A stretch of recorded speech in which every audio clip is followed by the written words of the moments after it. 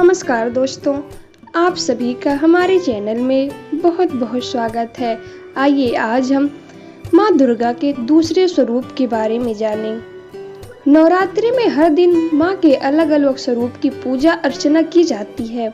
आज चैत्र नवरात्रि का दूसरा दिन है, यानी माँ ब्रह्मचारिणी की पूजा अर्चना का दिन है। माँ का यह रूप भक्तों को मनचाहे वरदान का आशीर्वाद देता है। माँ के नाम का पहला अक्षर ब्रह्मा होता है, जिसका मतलब होता है तपस्या, और चारिणी मतलब होता है आचरण करना। मान्यता है कि इनकी पूजा से मनुष्य में तप, त्याग, वैराग्य, सदाचार, संयम की वृद्धि होती है। जानिए नवरात्र के दूसरे दिन की पूजा विधि एवं व्रत कथा।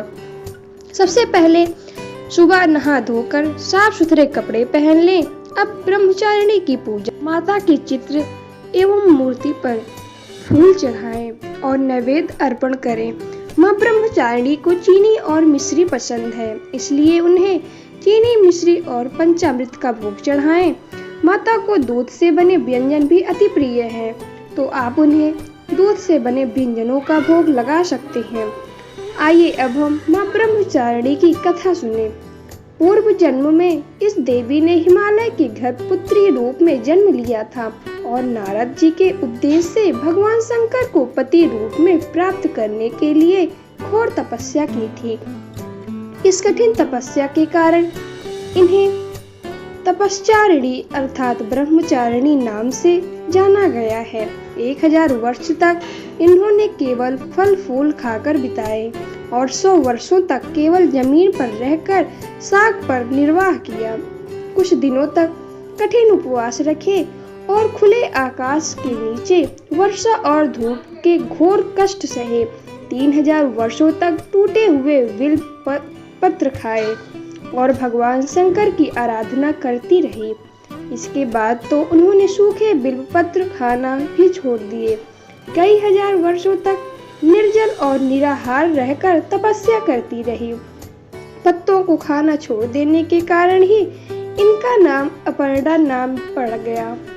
कठिन तपस्या के कारण देवी का शरीर एकदम क्षीण हो गया। देवता, ऋषि, सिद्धगण, मुनि सभी ने ब्रह्मचारिणी की तपस्या को अभूतपूर्व पूर्ण कृत्य बताया, सराहना की और कहा, हे देवी, आज तक किसी ने इस तरह की कठोर तपस्या नहीं की। यह आपसे ही संभव थी।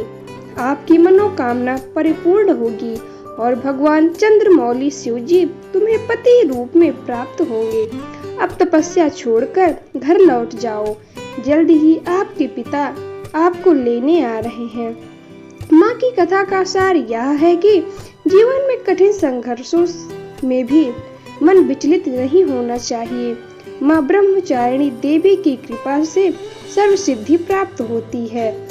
आइए अब हम माँ ब्रह्मचारिणी के मनपसंद भोग के बारे में जानें। देवी माँ ब्रह्मचारिणी को गुड़हल और कमल का फूल बेहद पसंद है और इसलिए इनकी पूजा के दौरान इन्हीं फूलों को देवी माँ के चरणों में अर्पित करें। क्योंकि माँ को चीनी और मिश्री काफी पसंद है, इसलिए माँ को भोग में चीनी, मिश्री और पंचामृत का भोग लगाएं। माँ ब्रह्मचारिणी को दूध और दूध से बने व्यंजन अति प्रिय हैं, इसलिए आप उन्हें दूध से बने व्यंजनों का भोग लगा सकते हैं। इस भोग से देवी ब्रह्मचारिणी प्रसन्न होती हैं। इन्हीं चीजों का दान करने से लंबी आयु और सौभाग्य भी प्राप्त होते हैं। जय माँ ब्रह्मचारिणी, जय माँ दुर्गे।